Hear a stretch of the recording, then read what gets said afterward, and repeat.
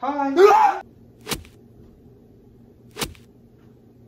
Congrats. You are now engaged to your betrothed. Now it's time to sit back, relax, and plan the wedding. Pick a venue. Pick a caterer. What colors are you thinking? Are you having flowers? Uncle What Todd cake has are a you bar planning? you can Are rent. you already Yes, getting you ready? did. Dog Todd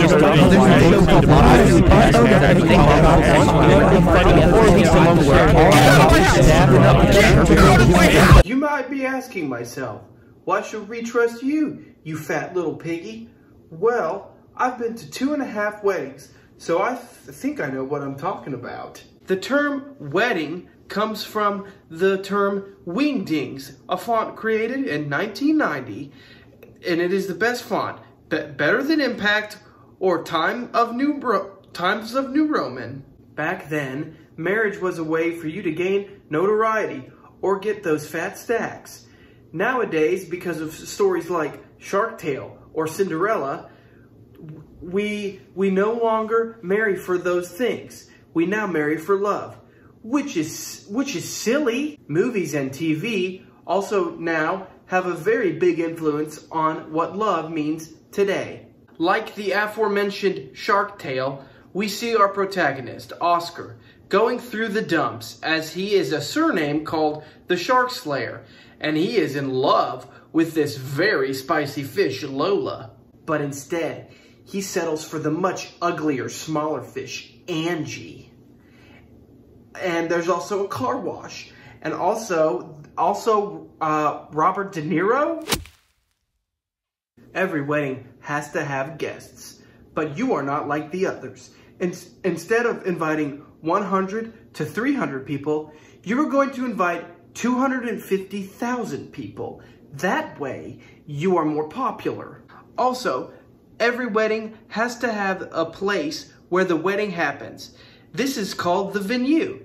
And nowadays, a venue could be anything like a beautiful ballroom, a sunsetted beach, a backyard, an old barn, just a filthy looking shed, an abandoned, ugly mine shaft, a mutilated and torn apart insane asylum, a sewage pipe, or even Disney World.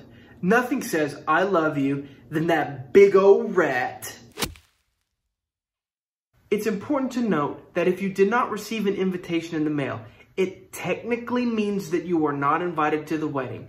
But you should show up anyway because the bride won't mind. Now it's time to take your seat as the wedding ceremony begins.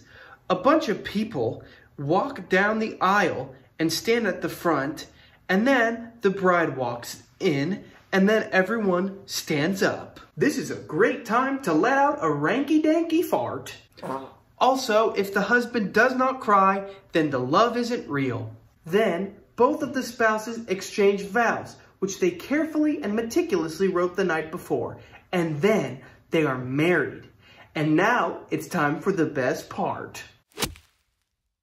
There are many traditional things that you must do at the wedding reception, like watching the bride dance with her father to Stephen Curtis Chapman's Cinderella, watching the groom dance with his mother to Rascal Flatts' My Wish, watching the best man give a wildly inappropriate speech, catching a banquet, watching the groom go under the bride's dress and remove a car and